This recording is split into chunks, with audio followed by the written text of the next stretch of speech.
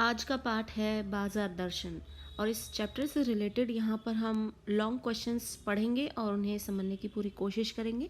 इससे पहले आपको ये बता दें कि चैनल पर आपको इस चैप्टर से related line to line explanation दी गई है और साथ ही समरी भी दी गई है और MCQ सीरीज़ भी दी गई है, जिसे आप अपने एग्ज़ाम पर्पज़ से प्रिपरेशन के लिए इनफ है आपके लिए। आप इसे पढ़ सकते हैं, अच्छे से समझ सकते हैं और अच्छा प्रिपरेशन अपने एग्ज़ाम पर्पज़ से कर सकते हैं। इसी के साथ ही यहाँ पर ये सेशन जो है आपको लॉन्ग क्वेश्चंस समझाएगा, जो कि आपके एग्ज़ाम पर्पज से काफ़ी यूज़फुल होने वाले हैं। और बिना टाइम वेस्ट किए हम यहाँ पर इन्हें शुरू करते हैं, पढ़ते हैं और समझते हैं। प्रश्न नंबर 1 हमसे ये पूछ रहा है कि बाजार के जादू से लेखक का क्या आशय है। बाजार का जादू चढ़ने और उतरने का क्या प्रभाव पड़ता है। जब हमने चैप्टर बाजार दर्शन पढ़ा तो उसमें हमने देखा कि लेखक ने हमें समझाया है कि किस तरीके से किसी भी व्यक्ति की जब पॉकेट भरी होती है और खाली होती है तो उसमें फ़र्क होता है। जब पॉकेट भरी है तो आपको बाजार का आकर्षण अपने जाल में फंसा लेता है पूरी तरीके से, और जैसे ही वो खाली होती है तो उस बाजार का जादू जो है उतर जाता है।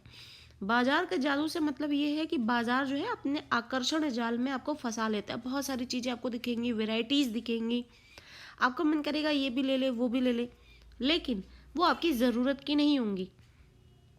ज़रूरत की मतलब ये है कि मान लीजिए आपको अब लंच बनाना है, लंच के लिए आपको राशन लेके आना है, आपको दाल चावल आटा लेकर आना है, लेकिन आप रास्ते से गुजर रहे हैं, आपको इस तरीके से रास्ते में मार्केट मिल गई और आप अपने वहाँ पर आप ब्यूटी कॉन्शियस होते हुए, या फिर ज़रूरी नहीं है कि यहाँ पे टारगेट सिर्फ फीमेल्स को ही किया जाए, मेल्स भी आकर्षण के जाल में फंस सकते हैं।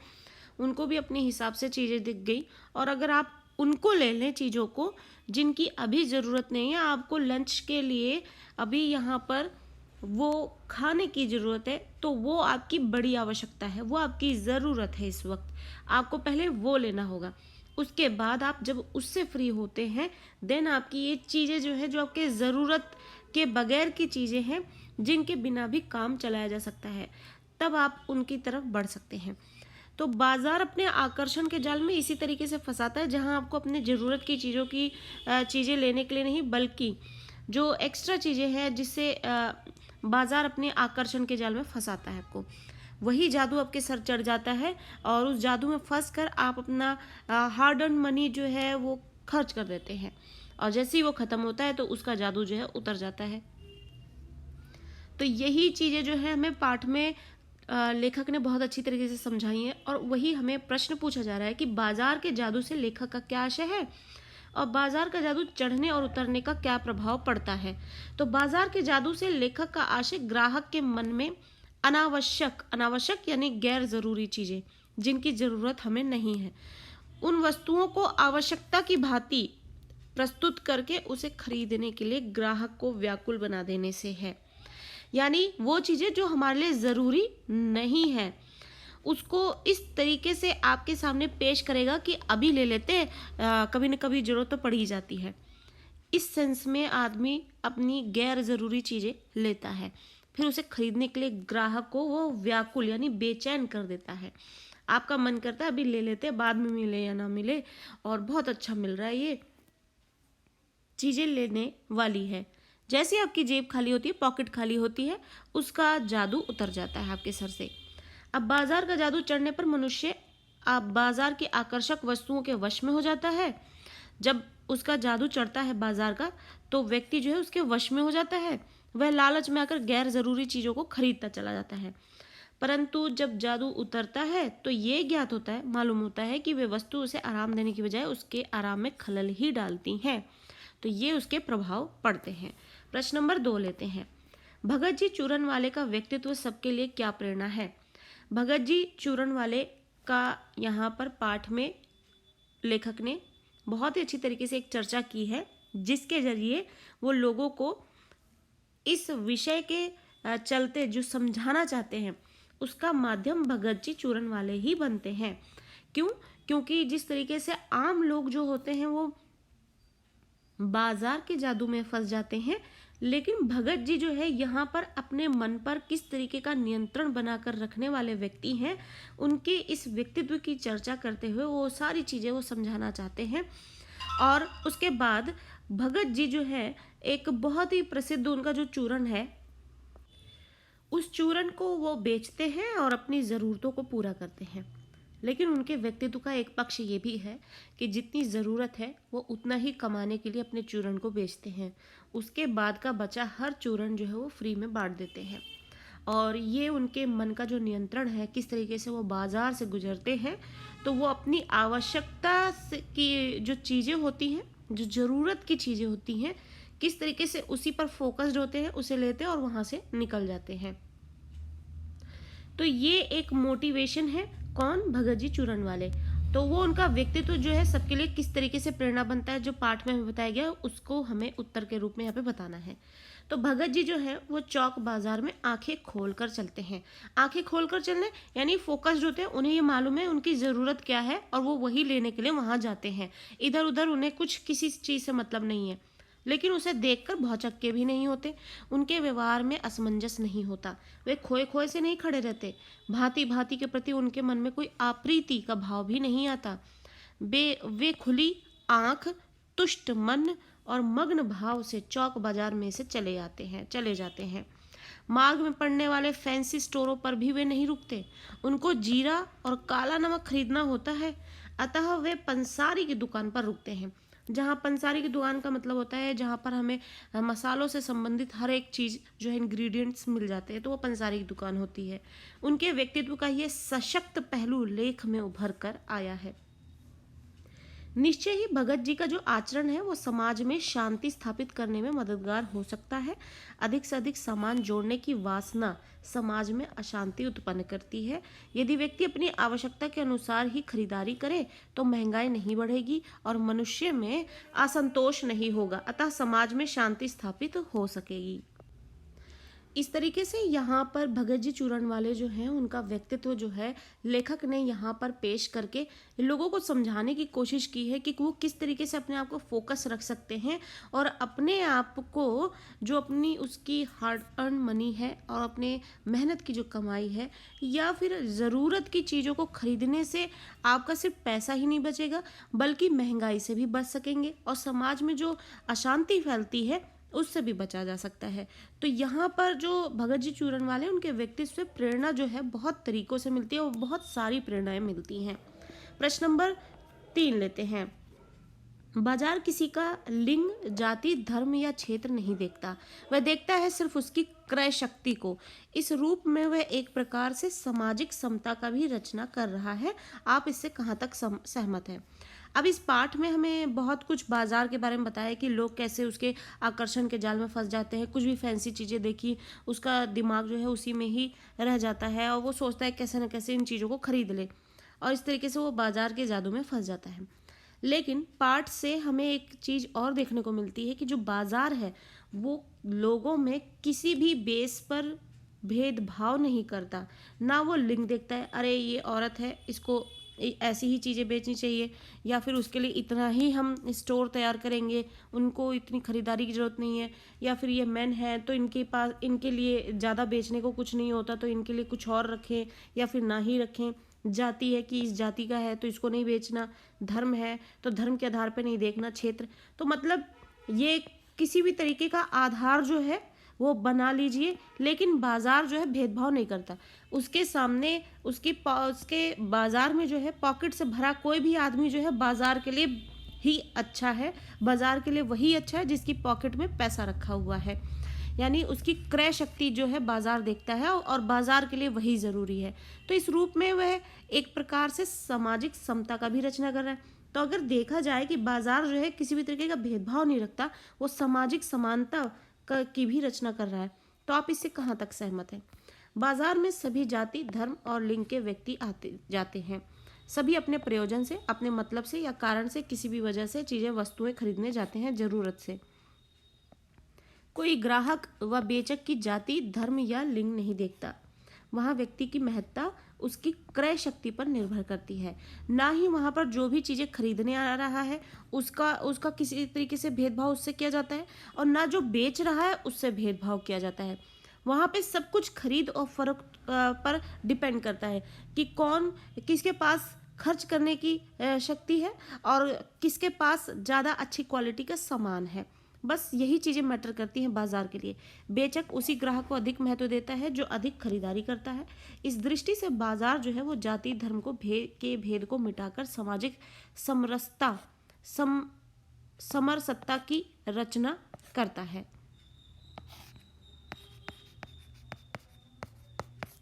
हम लेखक के इस मत से सहमत हैं क्योंकि समाज के अन्य क्षेत्रों में यदा कदा अवरोध दिखाई देते हैं, क्योंकि समाज में किसी न किसी कारण से कभी न कभी अवरोध उत्पन्न हो जाते हैं और लोगों में भेदभाव हो ही जाता है। यथा मंदिरों में कुछ जातियों को पूजा से रोका जाता है तो मुसलमानों में शिया सुन्नियों की मस्जिदें अलग अलग हैं और ये विभाजन जो है सामाजिक समता को कम करने वाले हैं। इस दृष्टि से बाजार सचमुच समता की रचना करते हैं। बाजार जो है एक नज़रिए से यही अच्छा परफॉर्म करता हुआ दिखता है कि वो किसी में भेदभाव नहीं करता। यहाँ सिर्फ जो भी व्यक्ति आ रहा है बस उसकी क्रय शक्ति देखी जाती है। प्रश्न नंबर 6 देखते हैं। कभी कभी यहाँ पर क्वेश्चंस के सीक्वेंस गलत हो गए हैं, आप इस पे ध्यान ना दें। प्रश्न हम पढ़ेंगे और उन्हें समझेंगे सिर्फ। कभी कभी बाजार में आवश्यकता की ही जो है वो शोषण का रूप धारण कर लेती है। क्या आप इस विचार से सहमत हैं? तर्क सहित उत्तर दीजिए। तो बाजार जो है, बाजार कभी कभी जो है आवश्यकता ही शोषण का रूप धारण कर लेती है। अब जो हमारी ज़रूरत होती है वही हमें एक्सप्लॉइट करने के लिए रूप धारण कर लेती है। किस तरीके से? हम लेखक की इस बात से पूरी तरह सहमत है कि बाजार की जो शक्तियां हैं अर्थात दुकानदार ग्राहक की आवश्यकता का भरपूर शोषण करते हैं।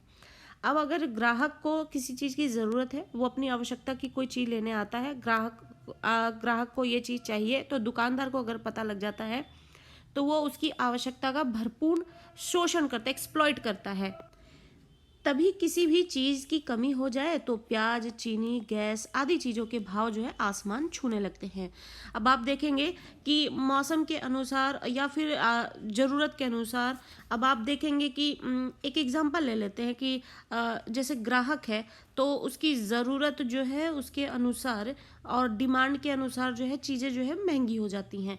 तो यहाँ पर अब प्याज, चीनी, गैस आए दिन इनके रेट जो है बढ़ जाते हैं और इनकी चर्चाएं जो है जगह जगह न्यूज़ में है, न्यूज़पेपर्स में है, सब जगह आने लगती हैं। आज दुकानदारों का धर्म जो है वो सिर्फ लूटना हो गया है, अतः वे ज़रूरत के समय मनमानी लूट मचाते हैं। और जब चीज़ों की कमी हो, डिमांड ज़्यादा हो जाती है, तो जो ग्राहक होते हैं वो दुकानदारों से उनकी मनमानी के कारण जो है लूटे जाते हैं। पिछले दिनों सरकार की नीतियों के कारण गैस का सिलेंडर खुलेआम मिलना शुरू हो गया था, परंतु जैसे ही सरकार बदली पता नहीं गैस एजेंसियों को क्या हुआ। जब देखो गैस की कमी दिखाई देती है, गैस एजेंसियों के मालिक ग्राहकों को दोगुने तिगुने भावों पर गैस बेचने के चक्कर में रहते हैं। और इस तरीके के कई एग्जाम्पल्स हैं जहां पर हमें जो दुकानदार होते हैं या चीज़ें प्रोवाइड करने वाले जो होते हैं वो अपनी मनमानी के चलते जो है ग्राहकों को लूटते हैं। प्रश्न नंबर 7। लेखक के एक मित्र बाजार गए तो ढेर सा सामान खरीद लाए। दूसरे मित्र पूरे दिन बाजार में रहकर भी खाली हाथ लौट आए। दोनों के व्यवहार और सोचने में अंतर को स्पष्ट कीजिए। अब लेखक ने जब बाजार की चर्चा की तो उसमें तरह तरह के एग्जाम्पल्स दिए और हमें बहुत कुछ समझाने की कोशिश की। 2 एग्जाम्पल्स हमें दिए जिसमें लेखक का एक मित्र जो है बाजार गया तो उसने सब कुछ ही खरीद लिया ऑलमोस्ट, और दूसरा मित्र जो गया वो पूरा दिन उसने बाजार में समय व्यतीत किया लेकिन खाली हाथ लौट आया। अब इन दोनों के व्यवहार में और सोचने में क्या फ़र्क है? दोनों मित्रों में अधिक अंतर नहीं है। पहला मित्र थोड़ा सा सामान लेने गया किंतु ढेर सारा सामान खरीद लाया। इसका अर्थ यह है कि उसका मन लोभ में फंस गया, लालच में फंस गया। उसका मन खाली था और जेब में पैसे भी थे। अब यही चीज़ जो है, मेन लाइन यही है इस चैप्टर की, मन खाली होना और जेब में पैसे होना। अगर आपको नहीं पता कि आपकी ज़रूरत क्या है लेकिन आपके जेब में पैसे हैं तो आप इसी तरीके से बाजार के जादू में फंसते हैं और ज़्यादा फंसते हैं और बहुत सारी चीज़ें खरीदते हैं। अतः जब तक परचेजिंग पावर रहेगी, परचेजिंग पावर क्या है? मनी होना। अब आपके पास परचेजिंग पावर है तो आप चीज़ें खरीदते चले जाएंगे। जेब में पैसे रहें, बाजार के लुभावने जाल में फंसता चला गया और ढेर सारा सामान व्यर्थ ही बिना किसी आवश्यकता के लाद ले आते हैं।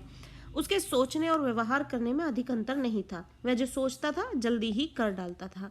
अब दूसरा मित्र है वो दुविधाग्रस्त है, वो फंसा हुआ है कि उसे क्या लेना चाहिए और कितना लेना चाहिए, क्या नहीं लेना चाहिए। तो उसने लास्ट में डिसीजन लेता है कि कुछ भी नहीं लेना। लोभ उसमें भी था, वह भी जाल में फंसा। उसे बाजार की हर वस्तु ने लुभाया, उसे भी हर वस्तु ने उसके मन में लालच लाया, किंतु उसकी निर्णय शक्ति जो है कमजोर पड़ गई और वो इतना लोभी था कि हर एक वस्तु पर हाथ मारने के चक्कर में कुछ भी नहीं ले पाया। किंतु मन उसका भी खाली था, वह निरुद्देश्य बाजार ही गया था। अब उसके पास भी, क्योंकि हर चीज को देखकर वो भी फंस रहा था कि ये भी लेना है वो भी लेना है, लेकिन उसके निर्णय क्षमता जो है थोड़ी कमजोर पड़ गई और वो कुछ भी नहीं ले पाया। अदरवाइज आप देखेंगे मन उसका भी खाली था, अब वो भी लालच में फंस रहा था और वो भी बिना किसी उद्देश्य के ही गया था। प्रश्न नंबर 8 लेते हैं। मन खाली नहीं रहना चाहिए। मन खाली नहीं रहना चाहिए, खाली मन होने से लेखक का क्या अभिप्राय है यहाँ पर?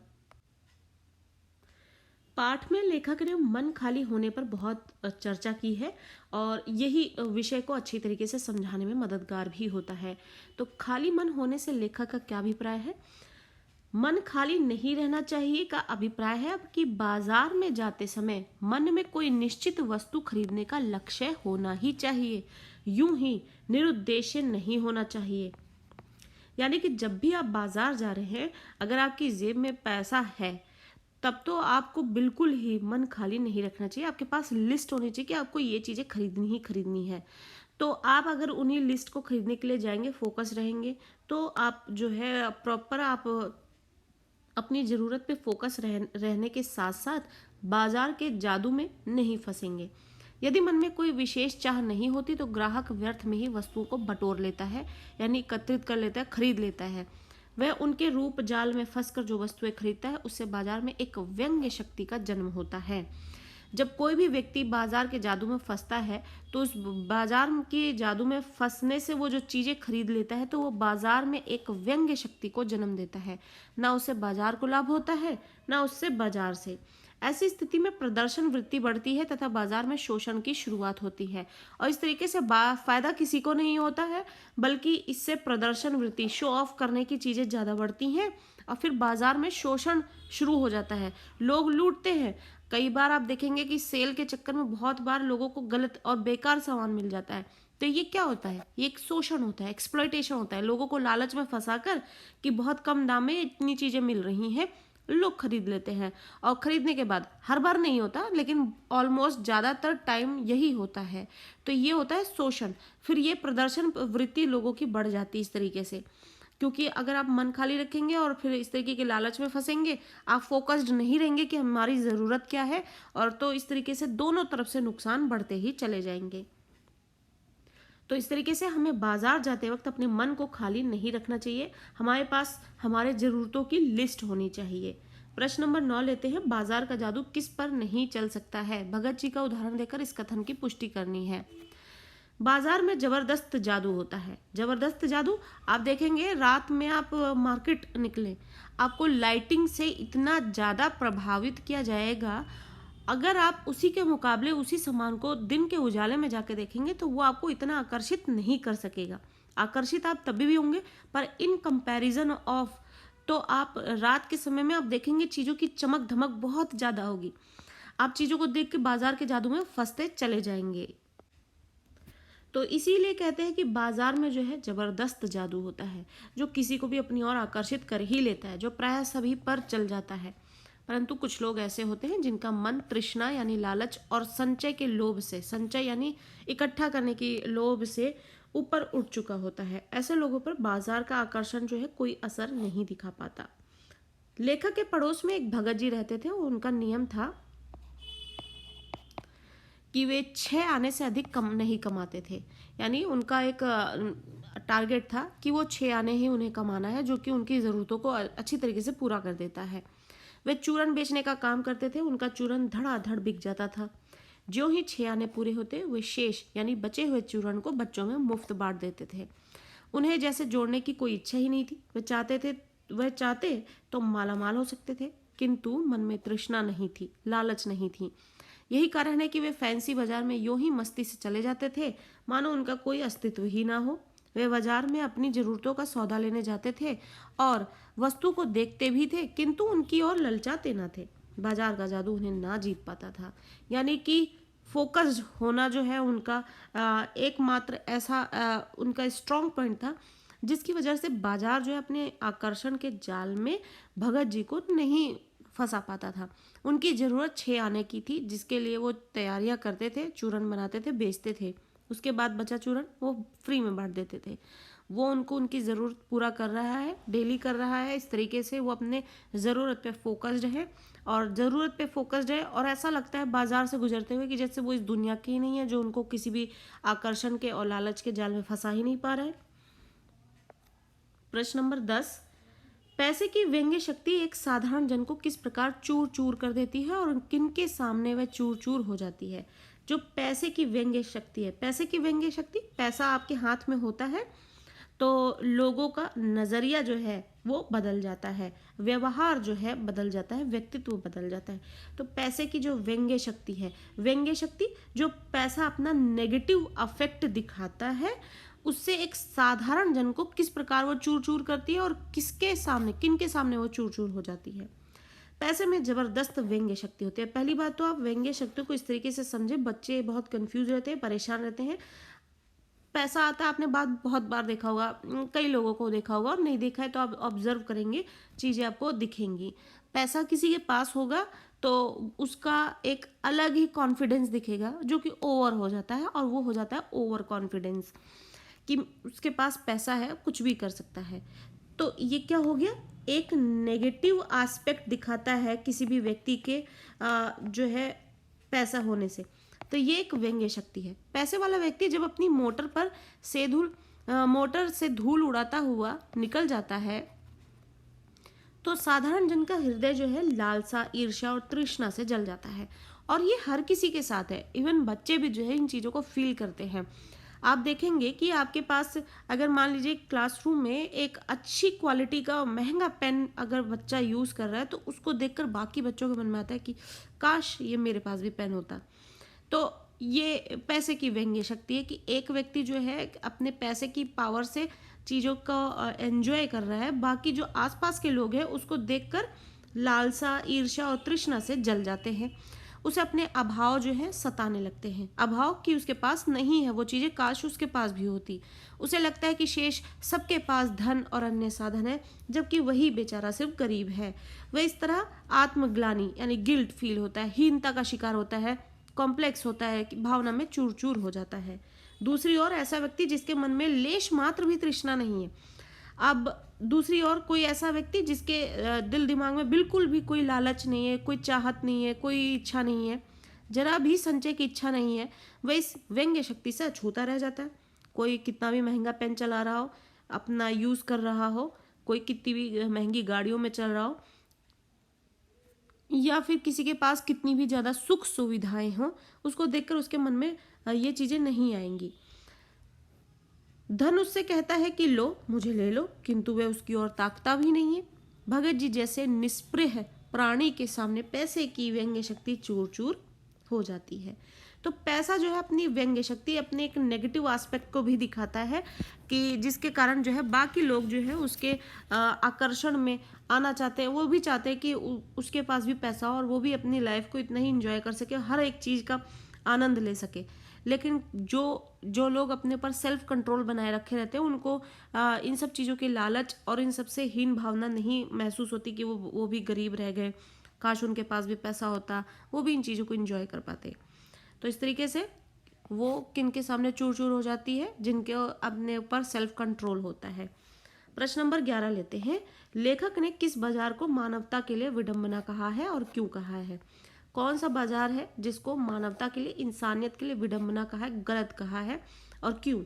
लेखक ने ऐसे बाजार को मानवता के लिए विडंबना कहा है जिसमें लोग आवश्यकता पूर्ति हेतु क्रय विक्रय नहीं करते, यानी अपनी आवश्यकता को ध्यान में रखते हुए चीज़ों को खरीदते बेचते नहीं हैं, अपितु बल्कि परचेजिंग पावर का प्रदर्शन करते हैं। बल्कि उनके पास पैसा है और वो इन चीज़ों को बड़ी आसानी से खरीद सकते हैं, अपनी परचेजिंग पावर को दिखाने के लिए, प्रदर्शन करने का, शो ऑफ करने के लिए। सोशल मीडिया पे आप देखेंगे कि बहुत लोग दिखाते हैं अपनी परचेजिंग पावर को, आज हमने ये लिया, आज हमने वो लिया। शो ऑफ खुल्लम खुल्ला होता है और बहुत अच्छे लेवल पर होता है। अब उसमें बहुत सारे लोग ऐसे होंगे जिनके पास वो चीज़ें नहीं होंगी, उनको वो तरसती निगाहों से देखते हों, सोचते हैं काश हमारे पास भी होता और हम भी इस तरीके से ज़िंदगी के मज़े उड़ा रहे होते। तो जो लोग आवश्यकता की पूर्ति के लिए चीज़ों को खरीदते बेचते नहीं है, वो सिर्फ अपनी परचेजिंग पावर को, कि उनके पास इतना पैसा है वो तो बड़े आसानी से इन चीज़ों को खरीद सकते हैं, ऐसे बाजार में कपट बढ़ता है, जहां लोग एक दूसरे को छलते हैं, सद्भाव नष्ट होता है, परस्पर भाई भाई के संबंध न रहकर शोषण के संबंध रह जाते हैं। ऐसे बाजार में सभी लोग दूसरे की हानि करके अपना लाभ कमाना चाहते हैं। तो इस तरीके से क्या होता है, फिर लोग एक दूसरे को हानि पहुंचाते हैं और अपना लाभ कमाने की कोशिश करने लगते हैं। ऐसे में कपटी सफल हो जाता है तथा निष्कपट मारा जाता है। बहुत लोगों को आपने देखा होगा कि बहुत आप टैलेंटेड हैं, स्किल्ड हैं, फिर भी वो कुछ नहीं कर पा रहे हैं, कुछ भी इतना खासा अर्न नहीं कर पा रहे हैं। लेकिन जो चालाक है, जो काम निकालना जानते हैं और बहुत ही स्मार्ट प्ले करते हैं, और स्मार्ट प्ले करके वो बहुत कुछ कर जाते हैं, तो आप देखेंगे ऐसे में कपटी जो है वो सफल हो जाता है, और निष्कपट जो ईमानदार रह के अपने काम को करता है वो ज़्यादा कोई सक्सेस पाता नहीं है। ऐसा व्यापार पूरी मानवता के लिए अभिशाप बन जाता है। इसमें मानवों की हानि ही अधिक होती है। बाजार का जो मूल लक्ष्य है, आवश्यकता में काम आना, वह भी नहीं हो पाता। तो इस तरीके से हमें इसके बहुत सारे नुकसान झेलने पड़ते हैं जब लोग अपनी परचेजिंग पावर दिखाना शुरू करते हैं, शो ऑफ करने लग जाते हैं, और जब कपट करने वाले सफल होते हैं और ईमानदार लोग जो है उनको सक्सेस हाथ नहीं लगती है, तो फिर चीज़ें जो है नेगेटिव होती चली जाती हैं। आगे बढ़ते हैं। प्रश्न नंबर 12, चांदनी चौक का आमंत्रण उन पर व्यर्थ होकर बिखर जाता है। उक्त कथन में उन किसके लिए प्रयुक्त हुआ है? इस कथन में निहित लेखक का आशय भी स्पष्ट कीजिए। यह पंक्ति भगत जी की निस्पृही मनोवृत्ति को लक्ष्य करके कही गई है। निस्पृही मनोवृत्ति यानी जो भी कोई भी जिसको कोई भी अपने लोभ में, लालच में ना फंसा सके। चांदनी चौक का जो आमंत्रण है उन पर व्यर्थ होकर बिखर जाता है। तो ये चीज़ें जो है यहाँ पर भगत जी को ध्यान में रखते हुए, उन पर फोकस करते हुए कही गई ये बात। लेखक कहना चाहते हैं कि भगत जी के मन में सांसारिक आकर्षणों को संजोकर रखने की कोई तृष्णा या वासना नहीं है। यही कारण है कि चांदनी चौक का जो सारा आकर्षण है, वहाँ के बाजार का जो जादू है, उनके असंचयी यानी जो किसी भी चीज़ को अपने लालच को बनाए रखने के लिए, उसकी पूर्ति को और पूरा करने के लिए, अपने इच्छाओं को पूरा करने के लिए चीज़ों को जोड़ कर न रखता हो, धन जोड़ कर न रखने की चीज जो मंशा होती है, असंचयी यानी इकट्ठा ना करने की भावना, मन पर वो कोई असर नहीं कर पाता। कहने का अर्थ है अगर सीधे सीधे शब्दों में कहा जाए कि जहाँ व्यक्ति जो है अपने डेली बेसिस पे जीवन चलाता है और जो कमा रहा है अपनी आवश्यकता के अनुसार उसको कमा रहा है, खा रहा है और आराम से बिना किसी तृष्णा के, लालच के जिंदगी जी रहा है, उसे चीज़ें इकट्ठी नहीं करनी है, उसे अपने बैंक अकाउंट में कैश नहीं रखना है, एफडीज नहीं करनी है, गोल्ड डिगर नहीं बनना है, और बड़ी बड़ी गाड़ियाँ बंगले तैयार नहीं करने हैं, और चैन से उसे सिर्फ जीना है। ऐसे व्यक्ति पर किसी भी तरीके का आकर्षण जाल उसे फंसा नहीं सकता है। वे आकर्षणों के मध्य रहकर भी उसके मोहजाल से साफ बचे रहते हैं। ऐसा सब संतोषी जीवों के साथ होता है।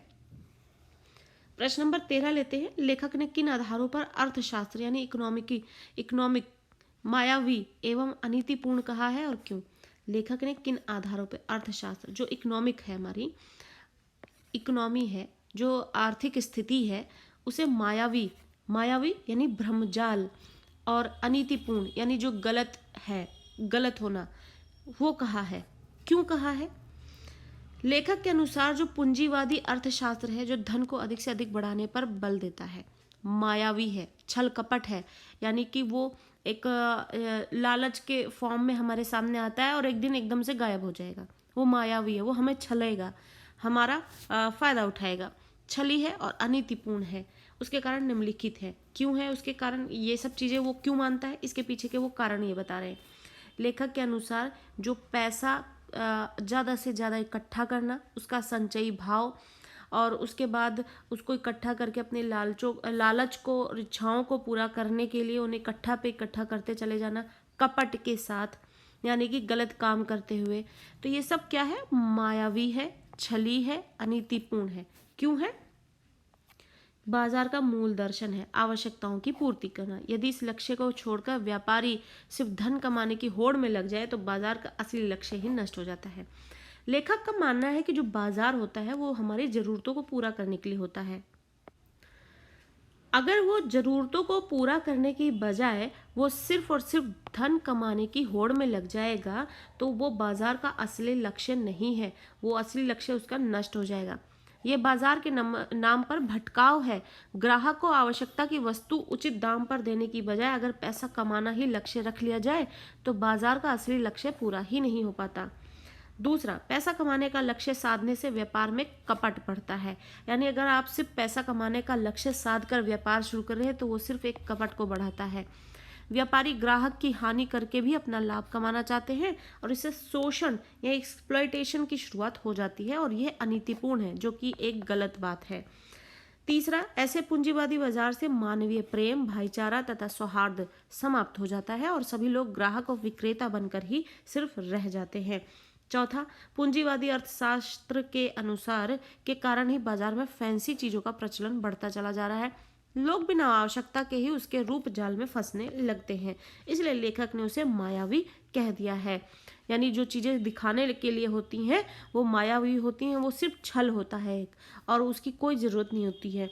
तो इस तरीके से लेखक बोलते हैं जो अर्थशास्त्र, पैसे से संबंधित जो भी चीजें हैं वो सब चीजें मायावी हैं, अनीतिपूर्ण हैं। अगर लोगों को उनकी आवश्यकता की चीज़ों को उपलब्ध कराने की बजाय सिर्फ अपना फायदा कमाना और व्यापार बढ़ाना ही है, तो ये सब कुछ सिर्फ अनीतिपूर्ण है और मायावी है, छल है और कपट है। प्रश्न नंबर 14 लेते हैं। लेखक की दृष्टि में कौन कौन से कारण जो है वो फिजूल खर्ची का कारण बनते हैं। यानी फिजूल खर्ची जो होती है उसके पीछे के जो कारण है वो कौन से हैं। फालतू खरीद के लिए प्रायः पुरुष अपनी पत्नी को ही दोषी सिर्फ ठहराता है। बहुत हर कोई जानता है, ऐसे बहुत सारे चुटकुले बनते हैं, मीम्स बनते हैं। आप देखते ही हैं कि जो लेडीज़ होती हैं वो बहुत ज़्यादा शॉपिंग करती हैं, वो ज़्यादा उनके आकर्षण के जाल में फंसती हैं, जबकि वास्तव में उनका मनी बैग जो है अर्थात खरीद बल ही दोषी होता है इसके पीछे। उनके पास जितना पावर होगी, परचेजिंग पावर होगी, वो उतना ही खरीद पाएंगे, और उसके पीछे का असली कारण यही होता है। वे पैसे की गर्मी के कारण कुछ का कुछ खरीद लाते हैं। दूसरा, बाजार का जो आकर्षक रूप भी उन्हें फालतू चीजें खरीदने को उत्तेजना देता है, आकर्षित करता है। तो बाजार का आकर्षक रूप मजबूर करता है फिजूल खर्ची के लिए। दूसरा, परचेजिंग पावर। तीसरा कारण है खरीदार का मन खाली होना, यानी उनको अपनी ज़रूरत नहीं मालूम होती है, और इस वजह से वो जो जो दिखता है वो खरीदते चले जाते हैं। जब खरीदार बिना किसी लक्ष्य के बाजार में जाता है तो प्राय सब वस्तुओं की चाहे उसे घेर लेती हैं। कई बार आपने बहुत लोगों से सुना होगा, यार जो चीज़ की ज़रूरत थी वो तो मिली नहीं, और फिर भी शॉपिंग हुई होती है। यानी कि जो आवश्यकता थी जिस चीज़ की वो चीज़ नहीं मिली है, और ना वो खरीदी गई है, बाकी सब चीज़ें खरीद ली गई हैं, क्योंकि परचेजिंग पावर है, पैसा है, इस वजह से व्यक्ति ने खरीद लिया। अतः वह फालतू माल से लदा लदा कर उसे घर ले आते हैं।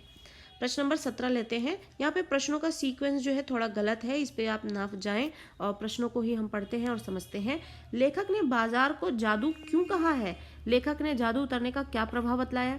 अब जैसे जादू दर्शक को अपनी अद्भुत चातुरी से मोहित कर लेता है, कहने का मतलब है आपने स्कूल वगैरह में देखा होगा या फिर मैजिक शो में देखा होगा कि तरह तरह के मैजिक दिखाते हैं, और हर कोई जो है बहुत हैरान होकर उनको देखता है, और उनके उस अद्भुत उसमें चतुरता में, चालाकी में फंस जाता है, मोहित हो जाता है, हर कोई उससे इम्प्रेस होता है। दर्शक उसे देखकर अपनी सुध-बुध खो बैठता है, वह ठगा सा रह जाता है कि अरे ये कैसे किया। उसी बाजार में भी अद्भुत चित्र विचित्र सुंदर वस्तुएं होती हैं जो ग्राहक के मन में अद्भुत आकर्षण पैदा कर देती हैं।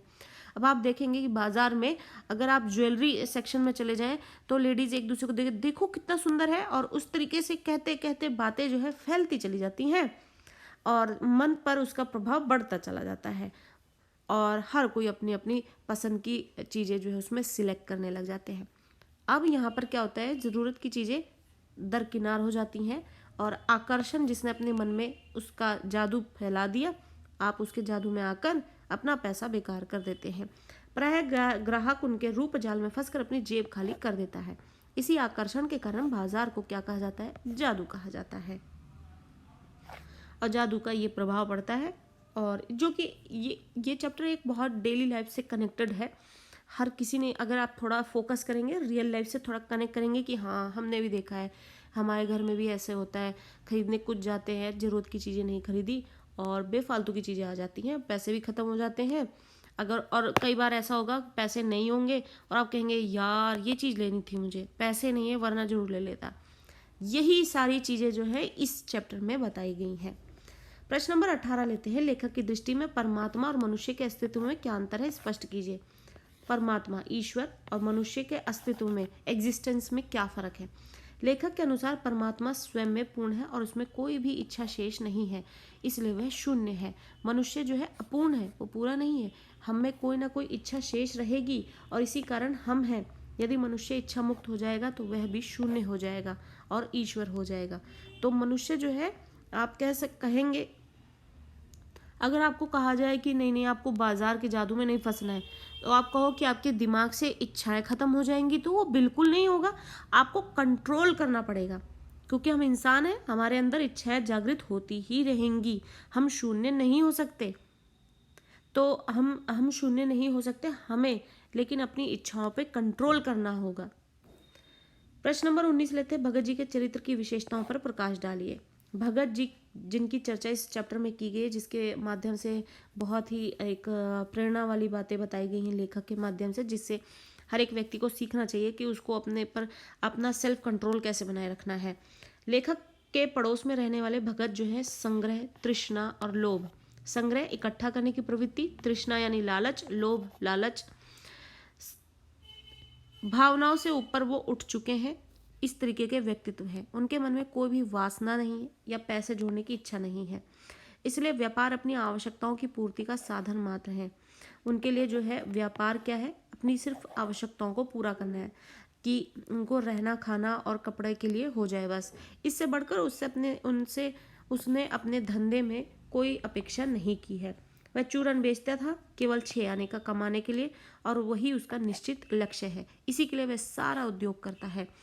इससे अधिक कमाना वह पाप समझता है, इसलिए जब भी 6 आने पूरे हो जाते हैं वह शेष चूरन को मुफ्त में ही बांट देता है। वह बाजार के आकर्षणों में रहकर भी उनसे प्रभावित नहीं होता। वह सच्चा व्यापारी था। आवश्यकता की पूर्ति ही उसके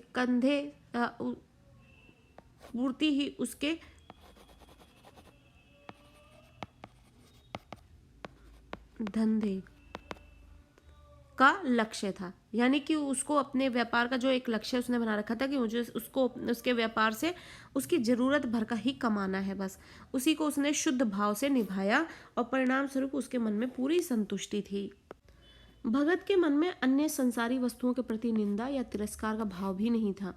वह सबको फलता फूलता देखने का इच्छुक था और वह बाजार से उतना मतलब रखता था जितना कि वह उसकी आवश्यकताओं की पूर्ति करता था। इस तरीके से यहाँ पर आपने देखा कि बाजार दर्शन से संबंधित उस चैप्टर से रिलेटेड लॉन्ग क्वेश्चंस काफ़ी डिस्कस कर लिए गए हैं, जो कि आपके एग्जाम पर्पस से काफ़ी यूज़फुल है।